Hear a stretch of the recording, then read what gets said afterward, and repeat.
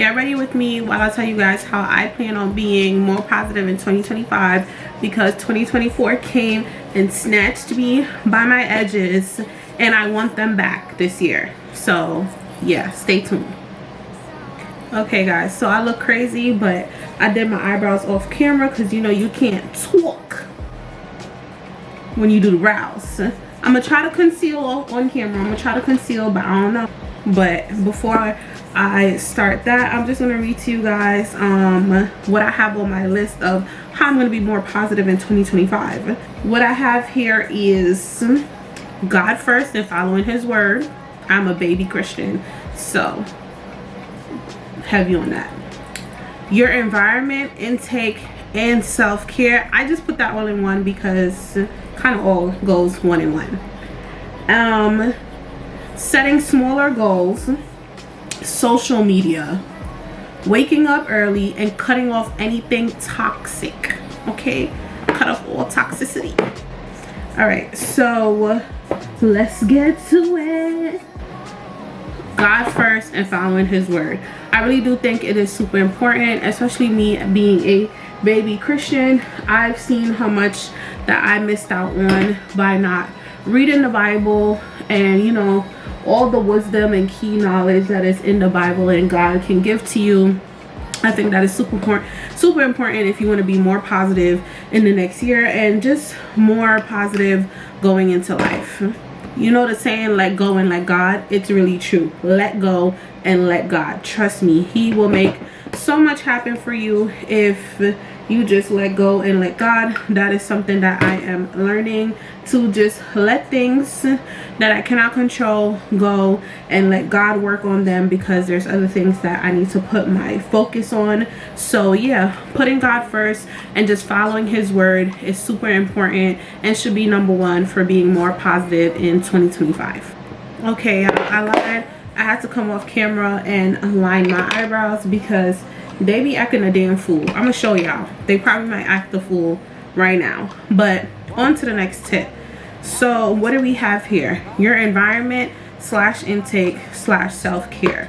Putting yourself first and actually taking care of yourself and doing things that you enjoy and just taking care of your body and everything else will definitely have you being more positive in 2025. You know, set that appointment for a spa date. You've been wanting to go. Don't wait on nobody. Go for yourself. Go take the Pilates class. Go to the gym. Whatever it is. I'm gonna be starting the gym soon because baby. But you know, these are all ways of just taking care of yourself, and you trust me, you'll start having like such a better outtake on a life and stuff. I've lost probably like 15 pounds so far, and trust me, like it definitely has me feeling like a little bit more better about myself and better about the world. Most people cannot help the environment that they are living in or raised in or whatever, so I'm not talking about that environment. I mean the environment like in your house, and like if you live with your mom or something, you know, you can't really help with those. You know, wherever it is that you are really like staying, like in your room, having your room cleaning your room like every Sunday. Like when my room or my house is not clean, trust me, I feel it, and I'll be like, no, I need to get up, because I'll get up and clean it, because I'll definitely be feeling like down and gloomy and I just can't shake it. And then I'll get up and I'll walk to the bathroom or walk to the kitchen, and I'll be like, what's happening in here? And I'll get to cleaning and I'll be like, this is why I feel how I feel, because my house is literally a pigsty. So your environment definitely plays a major role in how you feel, on your attitude and stuff, because trust me, I would wake up and my room would be a mess and I would just sit there and not feel like doing anything. So definitely, you know, put more time into making sure your environment is clean and nice, and yeah, you'll definitely have a different outtake on your day. Especially waking up in the morning, you won't be grumpy. Going to bed, you won't be grumpy. Like you're actually gonna like feel motivated. I don't know, some people get motivated from cleaning, so yeah, cleaning might just be something for you to relieve your stress. and intake. So intake, I'm not only going to be talking about food, which that is very important, but I can't stress this. When you wake up in the morning and you say you are somebody who listens to music, switch up the type of music that you listen to. I promise you, I only listen to 3 genres of music in the morning: soca and the feel-good soca, not the bacchanal, ray-tay-tay soca. Soca, house music, and gospel music. That's the only thing I listen to in the morning. Okay, it's ever so rare that I'll put on anything else. That's the only thing that I listen to. And ever since, oh, and jazz music, like the classical jazz that you can find on a loop on YouTube. When I started listening to those things, I started feeling so much happier about starting my day. Like, listening to those things, like, I don't know, guys, like, just try it. It changed how I start my mornings so much. They're just so much peaceful, so much everything. Like, please do not wake up in the morning like the little YNs that be walking the street. They be so angry in the morning. You know why? Because they're just listening to that gra gra boom. They don't even know who they're mad at. They're just mad because they're listening to that music, and that music just got them feeling angry, and now they're just doing the craziest things in the world, you know? So definitely your choice of music and the things that you do in the morning definitely sets your day. Like now, your intake on food. You should not be eating hot Cheetos at 8 a.m. Absolutely not. You should not be eating hot Cheetos at 8 in the morning. There's some times where I wake up at 3 a.m. and I'll be having a little snacky snack or whatever, but when it comes to the morning, I definitely try to eat something that is falling in the breakfast realm of things, and not nothing that's, and don't get me wrong, I have eaten slices of pizza in the morning and stuff like that, but those are things that I just try not to do. And I try to just, you know, eat better. When you wake up in the morning, drink a glass of water. When you wake up in the morning, drink a glass of water. That can definitely help you have a more positive day before you drink that coffee. Like, I worked at the Gap, and this lady, she used to just be so hype in the morning. I'd be like, girl, please, it's 9 a.m. What are you on? She was on a glass of water. Like, she would legit tell us, like, when you wake up in the morning, make sure you are drinking a cold glass of water. And I'll just be like, girl, please, I'm ready for my break. But trust me, like, there's times where I'll wake up in the morning if I feel like drinking anything, and I'll drink some water, and I'll be like, what? Hold on. I feel like the Holy Ghost touched me. Like, I just feel so amazing. So your environment, your intake, and self-care, all these things are going to have a major effect on how positive you can be in 2025 and how positive you can be moving forward in life. So definitely take better care of your environment, take better care of your body, and watch what you put in your body, not only food, music, all these things, because they definitely do have an effect on you, a whole lot. So another thing that I have here is setting smaller goals for yourself. So I feel like this is super duper. I feel like setting smaller goals for yourself definitely can help you be more positive, because for me, I'm at my biggest that I've ever been right now, and I have this goal where I want to be out of the 200s. But before that, it was, oh, I want to be 170, I want to be 170. Now when you're 220 and you're saying you want to be 170, that's a lot of weight. That's a lot of pounds, okay? So I came up with this thing where I was like, you know what? I'm just going to set a small goal for myself, and I'm going to say, okay, I just want to get out of the 200s. That's it. And that became so much easier for me, so much more realistic. When you set these bigger goals, it's so much scary, and it sets you back from achieving them, because when you don't see it happening at the pace that you want to see it happening at, you start to set back and be like, okay, I don't think I'm going to do this because this is not working out for me. I'm not seeing the results. Meanwhile, the results is cooking up. Decided, okay, I'm just gonna set this smaller goal of, I just want to get out of the 200s, and I saw the scale going down and down and closer to 200. I was like, whoo, like, because I didn't have that mentality of, like, 200 is very far from 175 in my eyes on the scale. So me just seeing that I was closer to 200 made me just want to work harder. So just setting smaller goals definitely takes some pressure off of you, and allows you to not want to just back up off your goals and just forget everything that you had set for yourself. So try setting smaller goals, whether it's a savings goal, you want to save $500 at the end of the month, or you want to save $500 in 3 months. You want to lose weight like me, you want to start going to the gym.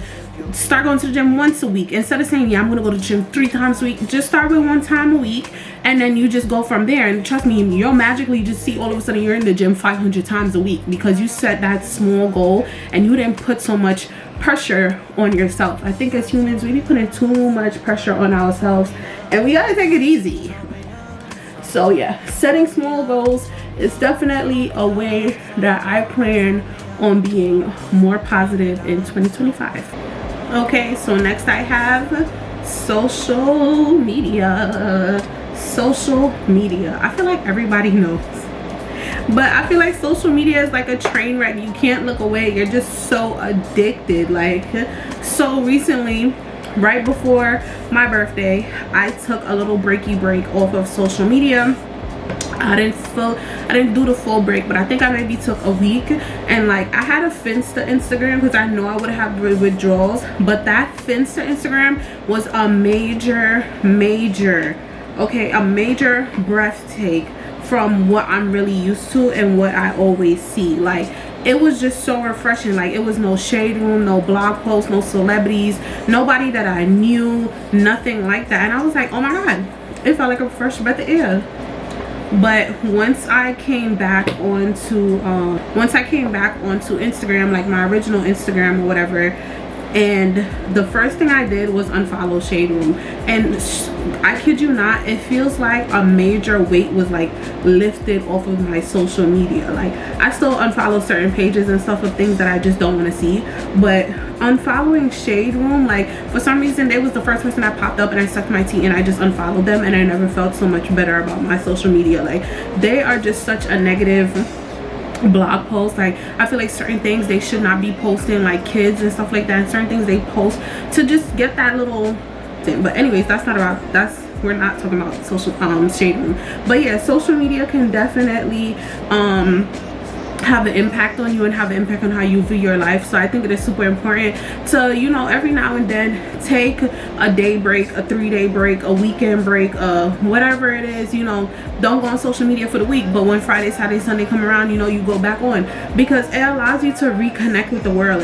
Go outside and touch some grass, you know, like, you see how much more peaceful, and how, like, I just think social media is like, it's just such a negative, like, it's its own earth, and it's just so negative. Like people come on there, they show this life, and they're not even living that life in true reality. Like, I even know somebody who said, like, she got depressed just being on Instagram, because she would see people post things and she'd be like, you know, why don't I not have these things? And it's just like, you see how social media can affect people. Like, some people are not strong-minded from social media. So social media, if you feel like it is affecting you, take a break, sign off, log out, throw it away. Trust me, I think I will be taking more social media breaks in 2025 just to reset and touch the grass outside. Social media just makes you feel like you have to keep up.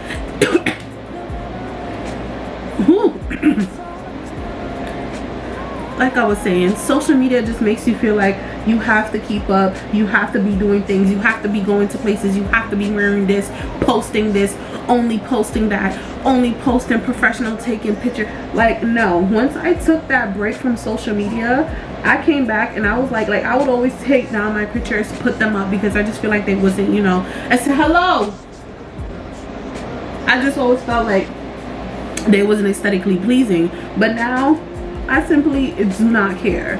So for 2025, what are we doing? We are taking social media breaks, so that way we can bounce back into reality, touch the grass, and realize that social media is not real. It is a fake place where everybody's fake. All right, so next we have waking up early. That's not anybody's favorite, but the girlies who wake up at 6 and 5 a.m., they are onto something. I promise you. I tested this theory.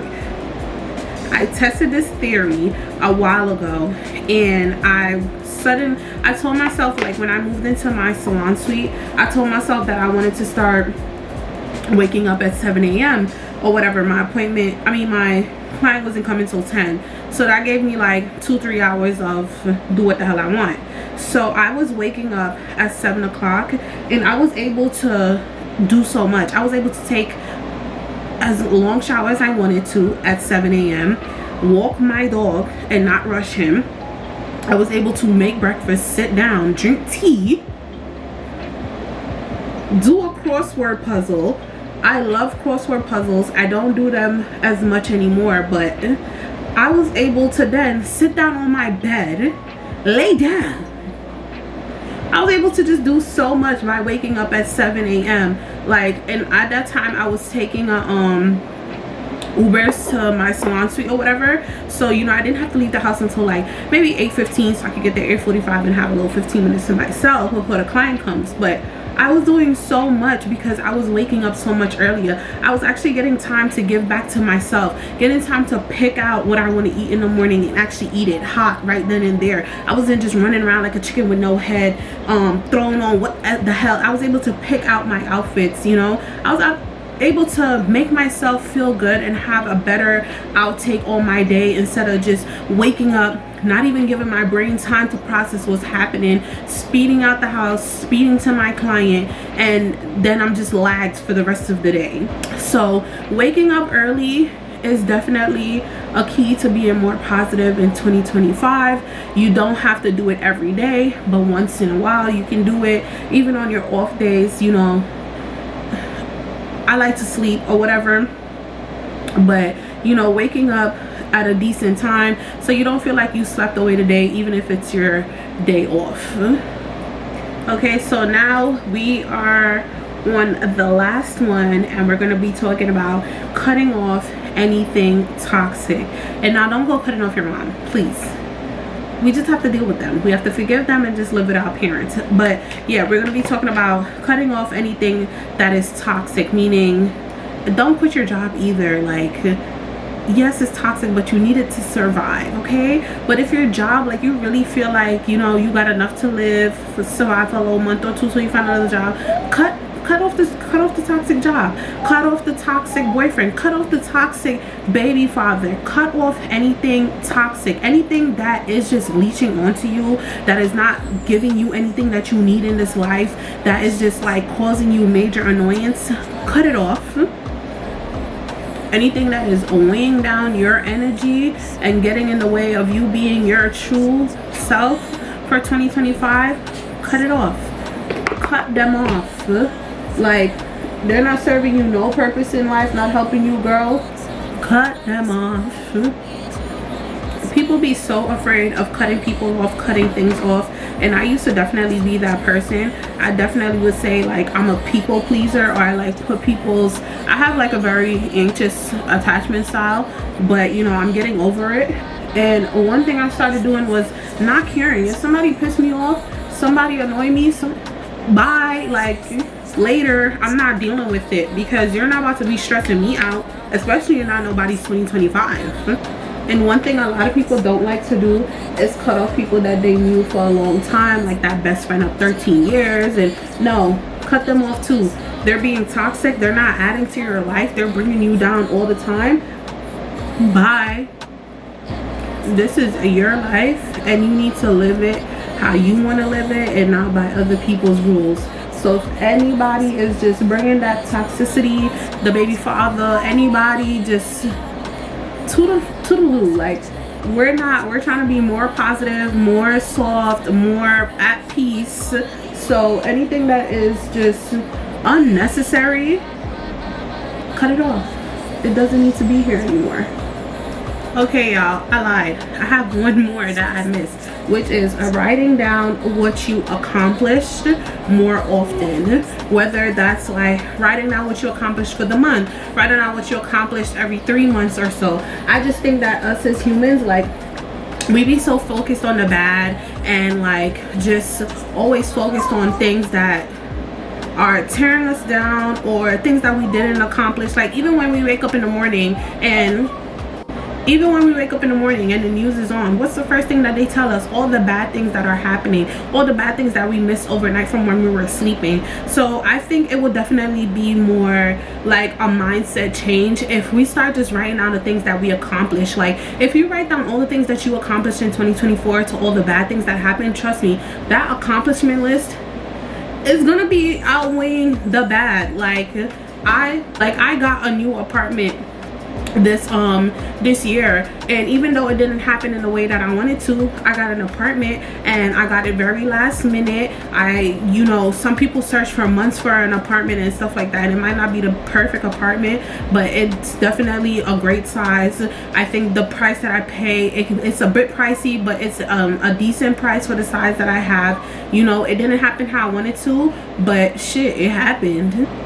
It happened, and the way it all happened, and me not thinking I was gonna get the apartment because I don't file taxes and stuff like that, you know, God blessed me and he allowed me this place to live. Like I was praying on it, I was annoying that man. He was probably like, girl, I hear you. So I think us just, you know, writing down what we accomplished more than focusing on the bad things, I think that would really like pick up our mood and get us so pumped and ready. So it's like, oh, I got a car, I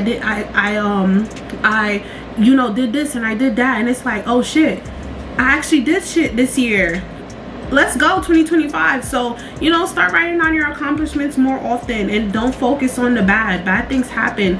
We know that, you know, you have to go through some bad to get to good or whatever. So just start writing down your accomplishments more, whether it's every week, every month, every 3 months, every 6 months, and trust me, you're gonna have a whole, like when I think about it now, I'd be like, damn, I really be focused on the bad. I really be focused on the things that are trying to set me back, and that just sets you back more. So yeah, let's start writing down the good and forget about the bad. Thank you guys so much for watching this video. I hope these tips and tricks on how to be more positive in 2025 works out great for y'all, and you guys apply them to your daily life, because I think I'm gonna do that. I don't know too much about the waking up early one, but I'm definitely gonna apply a few of these more to my life. And I thank you guys if you stayed until the ending of the video. This is my first like yapping, rambling video, and you know, filming it, you get in your head and stuff like that, and trust me, I put down the camera and I try to record this video so many times. So thank you for staying till the end. Hopefully I'll get better if I was just babbling and not making sense.